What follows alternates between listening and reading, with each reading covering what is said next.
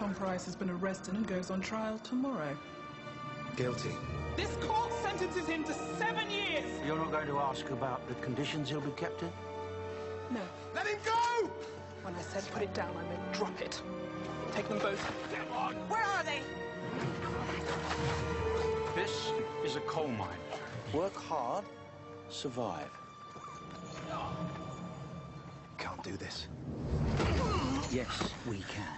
Episode 3 is really about a trial. But of course, a trial in this new world is a very different proposition to a trial in the old world. We're very used to all the paraphernalia of courtrooms and judges and wigs and barristers and all that. Well, there's none of that anymore. All there is power. Power is what decides justice. And we see a character coming back in this episode from the first series, Samantha, who is the last living elected representative of the people, as it were, the last minister who managed to survive. And I think the model that I really had when I was looking at this subject and indeed at Samantha's character was Oliver Cromwell, who started out as what certainly would have been considered a democrat by the standards of the day and gradually became an autocrat and a dictator, a man who became utterly impatient with other forms of government, who thought he had the way and nobody else did, and that's really what we're seeing with Samantha. One of the nicest stories in this whole series is the way Al and Sarah find each other. It's something that makes me happy just kind of thinking about it.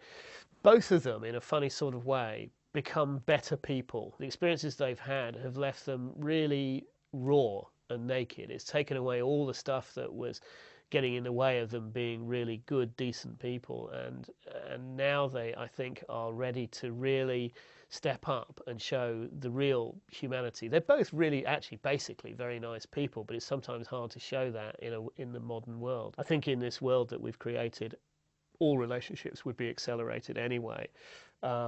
The human need for companionship is that much more intense. We're always inspired by Terry Nation doing this show. You know, this show wouldn't exist without Terry Nation.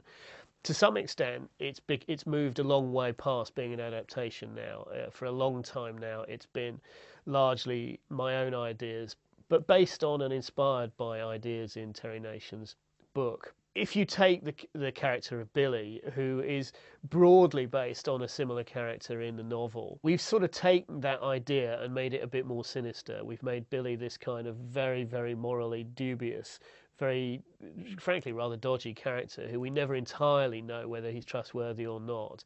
And I loved the image of this trucker kind of going across the country's motorways on his own, on this massive, great truck. And you kind of ask yourself, well, how does he keep it all going? Where does he get all the fuel from? Things like that. And those are the answers to those questions you'll gradually discover in episode 4. I mean, by the end of episode 3, what we're seeing is the real consequences of the abuse of power. We're seeing one man who is arguably guilty and one man who certainly isn't guilty being punished for crimes in a way that it seems utterly draconian and utterly terrifying.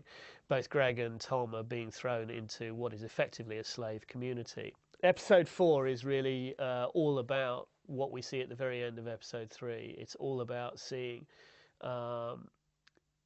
where Greg and Tom have ended up, what kind of place this is. Is it really as terrible as it looks?